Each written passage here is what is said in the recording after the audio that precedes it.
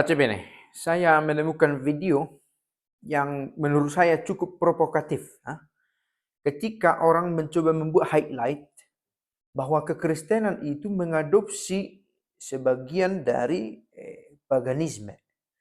Paganisme bukan soal konsepnya tentang iman, tetapi soal praktek-praktek keagamaan, praktek-praktek atau ritual yang ditemukan dalam kebudayaan pagan yang ternyata dipakai juga di dalam kekristenan.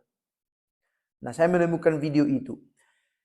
Yang saya ingin bahas di sini adalah bahwa orang Kristen tidak perlu langsung merasa defensif, harus membela diri untuk berkata tidak, itu tidak benar, tidak perlu.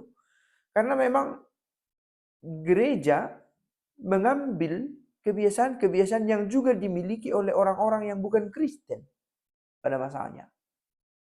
Dan itu bukan sebuah sandungan. Kalau kita membaca buku Mircea Eliade namanya ditulis. Dia menulis satu buku tentang The Sacred and the Profane, The Nature of Religion. Kurang lebih begitu judulnya. Di sana dia membahas tentang bagaimana konsep yang suci dan yang profan itu terbentuk dalam benak manusia. Dan bagaimana konsep yang suci itu dalam satu agama juga ditemukan di agama lain yang datang kemudian. Jadi ketika misalnya ada seorang muslim mencoba mengolok atau mengkritik kekristenan yang mengadopsi sebagian dari ritual pagan, ketika ada seperti itu, saya yakin dia ini tidak belajar tentang bagaimana kesucian dan profanitas itu terbentuk dalam sejarah manusia. Tidak ada agama yang secara literal turun dari Allah tiba-tiba ada tanpa dipengaruhi oleh kebudayaan sebelumnya. Itu dibentuk dalam waktu.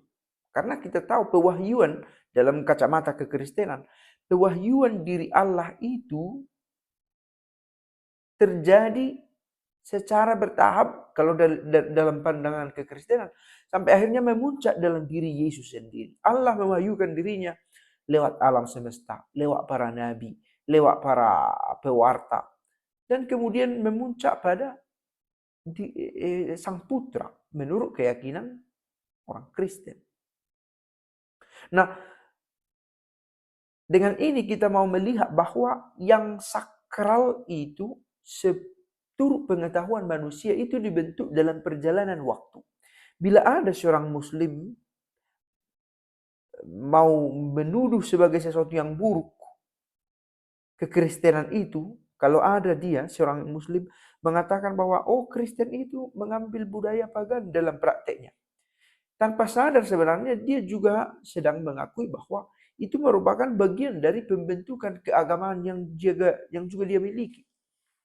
Kalau belajar juga tentang prototipe dari agama Islam yang oleh Johannes Damaskus disebut sebagai Ismailites, sedikit banyak itu dipengaruhi oleh kultur kekristenan yang ada di Jazirah Timur Tengah, boleh dikatakan di daerah Timur Tengah, yang juga sudah dipengaruhi oleh kekristenan. Oke, kalau mau mengerucutkan ide dari apa yang sedang saya buat ini, bukan sesuatu yang keliru menurut pandangan gereja bila ada praktek yang dipakai oleh orang pagan kemudian dipakai di dalam kekristenan. Itu bukan sesuatu yang sesat. Kesesatan adalah bila memandang ada kekuatan lain yang setara atau bahkan lebih dari Allah yang kita miliki. Dan bila ada ajaran-ajaran lain yang menyimpang tentang keallahan, tentang keilahian. Nah, soal ada waktu yang khusus untuk berdoa. Misalnya itu, teman-teman yang beragama Islam memiliki sholat 5 waktu yang bukan orisinal lahir dalam Islam itu sendiri, bukan. Sudah ada juga itu di kebiasaan orang Kristen, terutama dalam tradisi monastik di biara-biara. Dan tradisi monastik ini juga bukan terbentuk langsung di dalam biara, tetapi mengadopsi kebiasaan-kebiasaan yang sudah ada sebelumnya. Entah itu dari Yunani yang memiliki kebiasaan asketon, menolak keinginan-keinginan tubuh, atau dari kebudayaan-kebudayaan lain yang sudah bersinggungan, beririsan dengan kekristenan. Termasuk juga karena pengaruh Impero Romano, Kekaisaran Romawi yang memungkinkan kekristenan ini beririsan dengan banyak wilayah di luar dari Kekaisaran Romawi. Entah itu misalnya dari wilayah berbatasan dengan Afrika, berbatasan dengan sebelah utara dari Eropa, atau berbatasan dengan Afrika ini yang mana bagian dari Mesir, di mana sudah mulai ada kultur dari budaya lain. Jadi terbentuk dalam waktu sakralitas dan profanitas itu.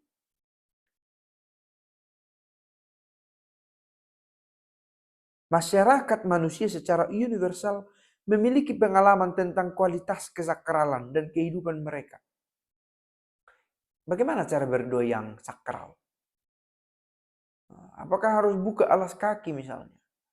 Apakah harus duduk atau berdiri? Apakah harus dengan bernyanyi? Itu dibentuk dalam waktu. Jadi terlalu polos bila mencoba memandang sebagai negatif bila Kristen itu memakai kebiasaan yang juga dimiliki oleh orang pagan dulu. Karena kekristenan sebagai sebuah gerakan keagamaan itu datang di awal abad pertama boleh dikatakan.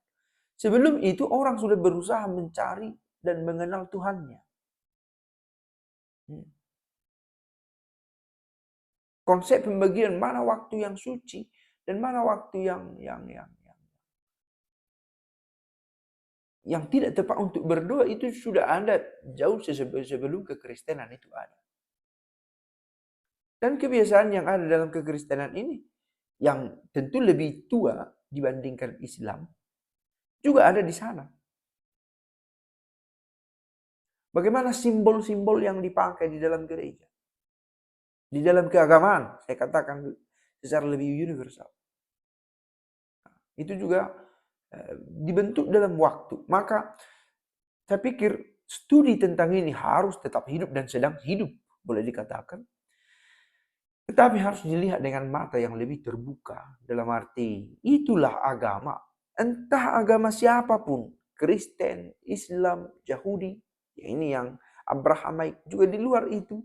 Memiliki waktu-waktu suci, memiliki unsur-unsur yang dikenal sebagai profan, ada pantangan-pantangan, ada simbol-simbol yang dipakai, dan itu semua dibentuk dalam sejarah. Bahwa kemudian kisahnya diglorifikasi, itu menurut pandangan keyakinan yang dimiliki oleh agama yang bersangkutan. Mudah-mudahan ini menyegarkan kembali ingatan kita bahwa begitulah agama ini yang lahir di tengah-tengah manusia. Kita yang butuh itu dan kita yang membentuk itu dari pengetahuan yang dibentuk dari waktu ke waktu.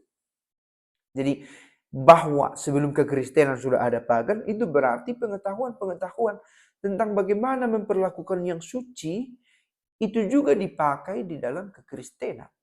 Pengetahuan memperlakukan yang suci itu. Dan konsep ketuhanannya yang kemudian ditajamkan dan dikembangkan. Dan akhirnya setiap agama memiliki kekasan identitasnya terungkap dari ciri khasnya memandang apa itu Allah, siapa itu, siapa dia itu, apa itu kematian, apa itu surga, apa itu neraka. Dan kita semakin diberi pilihan yang semakin banyak untuk mengetahui itu dengan lebih mudah dengan internet, dengan media ini, sehingga kita pun bisa memilih konsep mana yang akan saya pakai. Tetapi yang manapun kamu pakai, itu semua lahir dalam perjalanan sejarah. Ciao.